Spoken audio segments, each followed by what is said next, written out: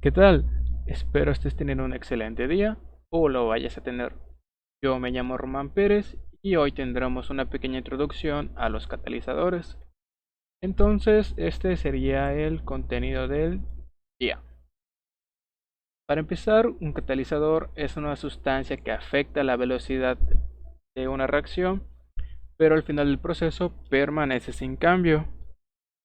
Normalmente, al hablar de un catalizador, nos referimos a alguno que acelera la reacción, aunque de manera estricta el catalizador puede acelerar o hacer más lenta la formación de una especie específica o producto. El catalizador modifica únicamente la velocidad de una reacción, sin embargo, no afecta su equilibrio termodinámico. La catálisis es la ocurrencia, estudio y uso de catalizadores y procesos catalíticos. Y como ejemplo tenemos al hidrógeno gaseoso y el oxígeno. Son prácticamente inertes a temperatura ambiente. Aquí podemos ver el diagrama y aquí está su energía de activación. Pero reaccionan rápidamente cuando se exponen al platino. Pues aquí vemos cómo disminuye la energía de activación en presencia de un catalizador. Vamos a ver que con un catalizador el camino que lleva es muchísimo más rápido a comparación de no tenerlo. Propiedades de los catalizadores. Debido a que se produce una reacción catalítica en la interfase fluido-sólido, es esencial una gran área interfacial para lograr una velocidad de reacción significativa. En muchos catalizadores, esta área es proporcionada por una estructura porosa interna. ¿Pero qué quiere decir esto? Que los catalizadores contienen muchos poros finos, y la superficie de estos poros nos brindan el área interfacial que necesitamos para lograr que la velocidad de reacción aumente o disminuya dependiendo de lo que necesitamos. Entonces, el Fowler menciona que hay varios tipos de catalizadores, entre los cuales está el poroso, que tiene un área considerable debido a sus poros. Y tenemos a los tamices moleculares. Sus poros son tan pequeños que solo admiten moléculas pequeñas, vaya la redundancia, pero impide la entrada de las de gran tamaño. Entonces, estos tamices constituyen la base de catalizadores altamente selectivos. Los poros controlan el tiempo de residencia de diversas moléculas cerca de la superficie catalíticamente activa, hasta un grado que permite que solo moléculas deseadas reaccionen. No todos los catalizadores requieren de una superficie extensa suministrada por una superficie porosa. Algunos son suficientemente activos, de modo que el esfuerzo necesario para sintetizar un catalizador poroso sería un desperdicio de dinero. Aquí entran los monolíticos, que normalmente se emplean en procesos donde son importantes la caída de presión y la eliminación de calor. Pueden ser porosos, de estructura panal, o no porosos, alambre de gasa. Soportados. Consta de diminutas partículas sobre un material activo. Frecuentemente este es un metal puro o una aleación metálica, dispersado sobre una sustancia menos activa llamada soporte. Y su contraparte son los no soportados, que se les agregan pequeñas cantidades de ingredientes activos llamados promotores, los cuales incrementan su actividad. Se habla de actividad que ya fue. Otra vez. Leco, leco, leco.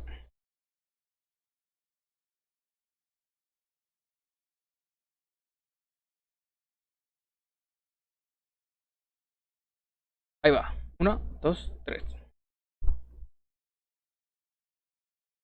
No todos los catalizadores requieren de una superficie extensa suministrada por una superficie porosa. Algunos son suficientemente activos, de modo que el esfuerzo necesario para sintetizar un catalizador poroso sería un desperdicio. Entonces, encontramos a los monolíticos, que normalmente se emplean en procesos donde son importantes la caída de presión y la eliminación de calor. Pueden ser porosos, estructura del panal, o porosos, alambre de gasa. Soportados. Consta de diminutas partículas sobre un material activo, frecuentemente un metal puro o una aleación metálica, dispersados sobre una sustancia menos activa llamada soporte. Los soportados se les agregan pequeñas cantidades de ingredientes activos llamados promotores. los cuales incrementan su actividad. Por el momento, centraremos nuestra atención en catalizadores de superficies sólidas para reacciones en fase gaseosa. Para que ocurra una reacción catalítica, por lo menos uno, y con frecuencia todos los reactivos deben unirse a la superficie. Dicha unión se conoce como adsorción. Tenemos dos tipos, la adsorción física y la quimisorción. Empezaremos con la adsorción física. Es semejante a la condensación. Es un proceso exotérmico en el que el calor de absorción es relativamente pequeño, más o menos entre 1 y 15 kilocalorías por gramo mol. Las fuerzas de atracción entre las moléculas de gas y la superficie del sólido son débiles, y si además de esto aumentamos la temperatura, se reduce la cantidad de gas absorbido. Por encima de la temperatura crítica, solo cantidades muy pequeñas de sustancia se absorben físicamente. Pasamos a la quimisorción. Esta es la que afecta la velocidad de una reacción química. Los átomos o las moléculas absorbidos son retenidos por la superficie mediante fuerzas de valencia del mismo tipo, las que existen entre átomos enlazados que forman moléculas. Lo que importa en esta parte es que gracias a este punto ocurre que la estructura electrónica de la molécula quimisorbida se perturba significativamente y adquiere alta reactividad. Entonces, dada esa alta reactividad, se genera una disminución en la energía de activación y por eso nuestras reacciones catalíticas pueden ser más rápidas o mucho más lentas que las reacciones normales. Es un proceso exotérmico como la absorción física, pero en general los calores de absorción son de la misma magnitud que un calor de reacción química. Si una reacción catalítica incluye quimisorción, debe efectuarse dentro del rango de temperatura en el cual la quimisorción de los reactivos es apreciable. Y como ejemplo tenemos la absorción de etileno sobre una superficie de platino para formar etilidina quimiabsorbida. Entonces aquí vemos cómo tenemos nuestra molécula etilidina, aquí tenemos un catalizador de platino, vemos cómo está absorbida, quimisorbida, y al final tenemos la reacción. Interacción catalítica sólido-líquido. Continuamos. Una contribución notable a la teoría de catálisis, Taylor sugirió que la reacción no es catalizada en toda la superficie sólida, sino que en ciertos sitios o centros activos. ¿Cómo los definimos? Un sitio activo es un punto sobre la superficie del catalizador que puede formar fuertes enlaces químicos con un átomo o una molécula absorbidos.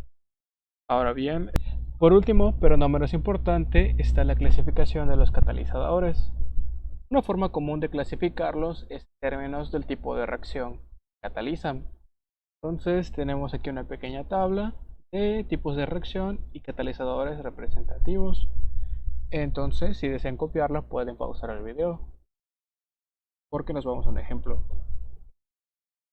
Ejemplo: para sintetizar estireno a partir de una mezcla quimolar de etileno y benceno, podríamos efectuar una reacción de alquilación para formar estilbenceno, el cual llega a deshidrogenarse para dar estireno.